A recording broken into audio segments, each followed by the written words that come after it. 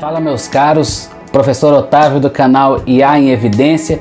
E hoje, pessoal, eu quero contar para vocês uma vivência que eu tive em uma empresa atuando como cientista de dados, que me ajudou muito a moldar a forma com a qual eu vejo e trabalho com os dados. Claro que eu estava lá no início, né? No início da carreira como cientista de dados, e isso me ajudou muito. Então fique aqui comigo, já se inscreva no canal se ainda não for inscrito e deixe o seu like aí e vamos comigo. Bom pessoal, minha primeira investida na ciência de dados foi em uma empresa que me ajudou muito a me moldar aí dentro da carreira de ciência de dados. Eu quero compartilhar isso com vocês porque eu acho que é importante a gente ficar sabendo dessas coisas. Bom, um dos projetos em que eu estava trabalhando nessa empresa consistia em análise de NLP, né? Para quem não conhece, é análise de processamento de linguagem natural, para análise de textos, né? De conversas, né? E naturalmente isso envolve muito os bots, né? Para quem não sabe, bots são aqueles robozinhos, né?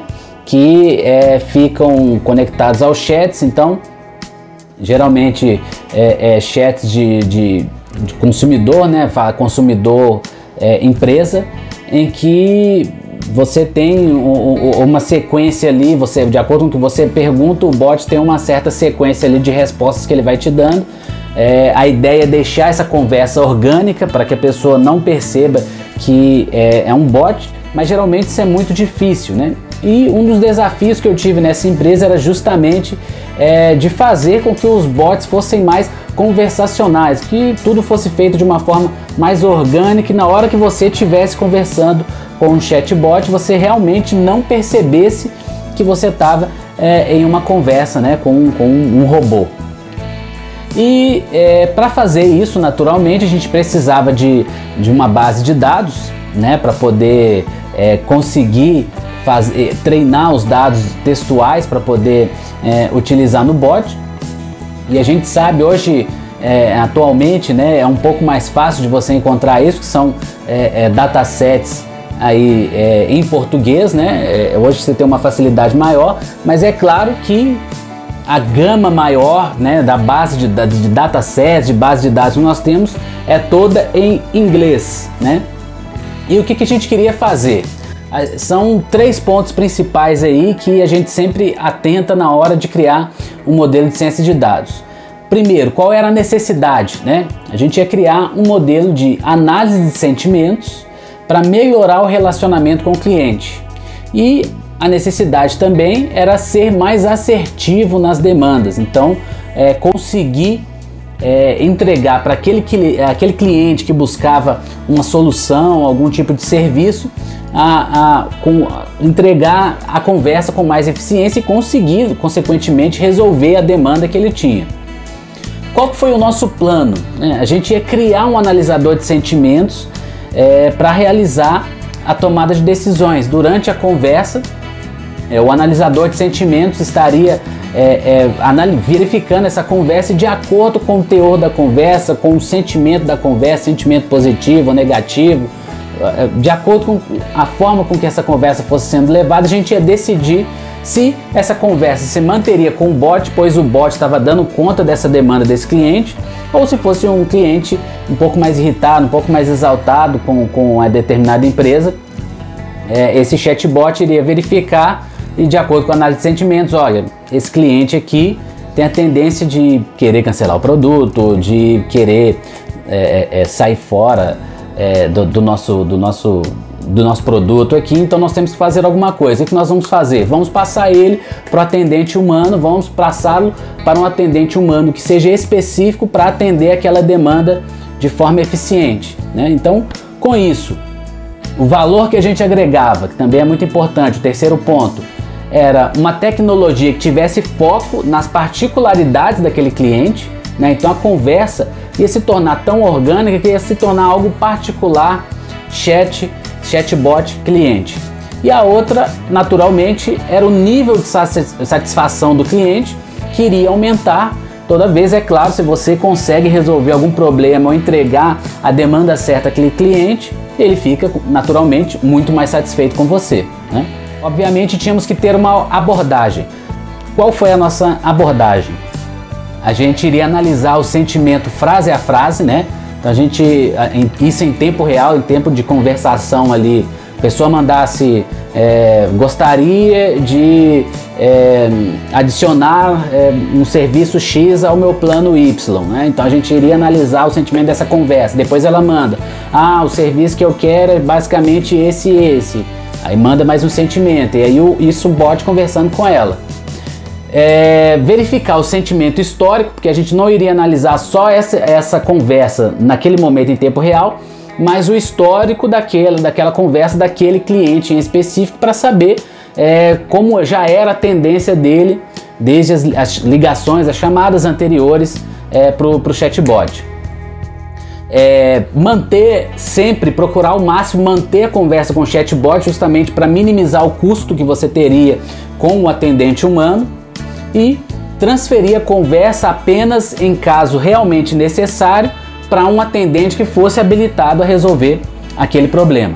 A gente precisava de um dataset que fosse rotulado, ou seja, que tivesse, né, a gente estava fazendo uma classificação na conversa, a ideia era essa.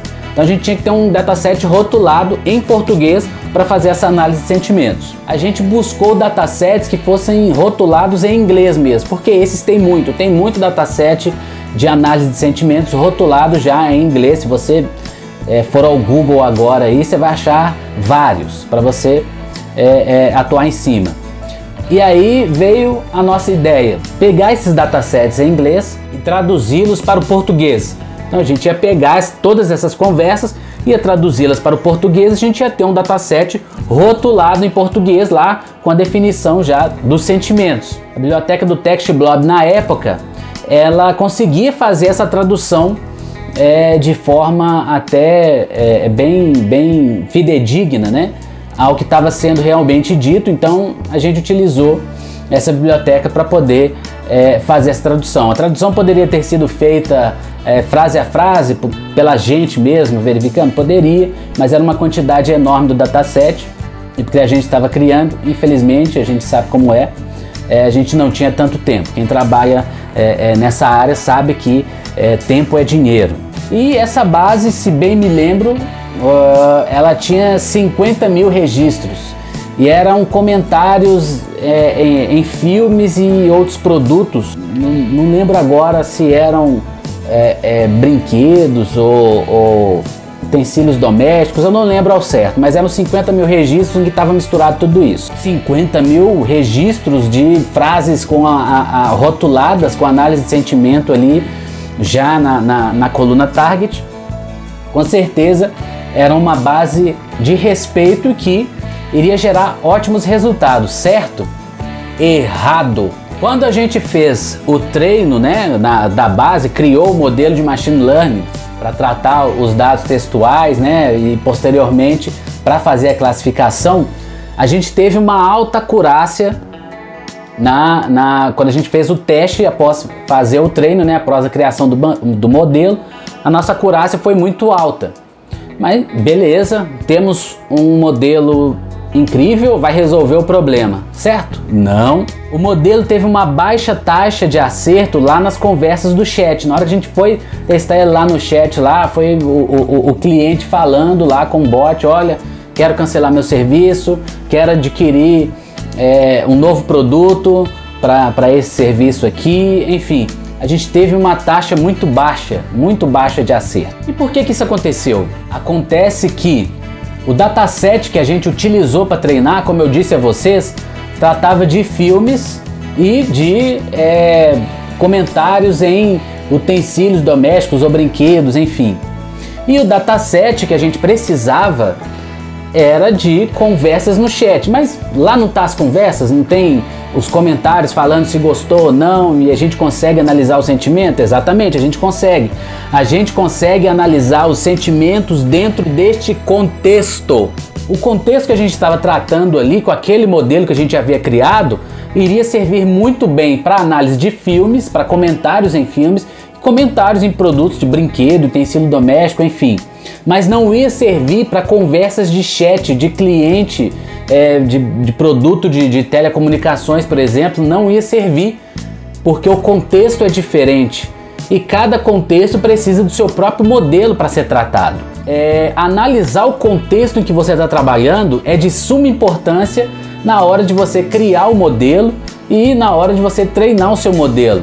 Então, conversas que envolvam um contexto de telemarketing vão precisar de um dataset de telemarketing, né? E isso foi no início da minha carreira de ciência de dados, e isso foi muito importante. Foi um erro, mas foi um erro muito importante para que a gente percebesse, né? Até pessoas que já estavam lá há mais tempo realmente ficaram, vamos dizer assim, felizes, né, com esse erro, porque foi um enorme aprendizado no final das contas. E aí, qual foi a solução afinal, né? Se essa solução não deu certo, qual a solução nós utilizamos? A gente pegou uma base enorme de conversas com essa empresa, pegamos essa base enorme e fizemos um mutirão. Foram várias pessoas mesmo. Imagina uma sala fechada com um monte de gente, cada um no seu computador, rotulando essas frases para poder gerar um dataset com esse contexto, né? E que foi bem interessante também.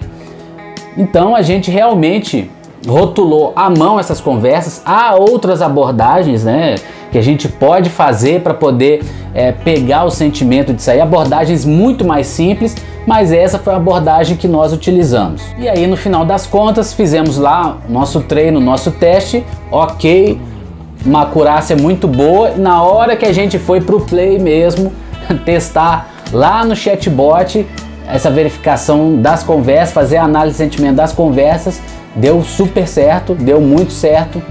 Nós conseguimos aí fazer uma análise de sentimentos efetiva para o contexto em que a gente estava trabalhando. Então, pessoal, o que eu gostaria que vocês levassem aqui desse nosso bate-papo de hoje é que para fazer análise de sentimentos a gente precisa considerar o contexto em que a gente está trabalhando, né? E ainda tem mais uma coisa, essa área de telecomunicações, telemarketing, enfim, ela pode ter vários contextos, né? Porque ela atua em várias áreas diferentes.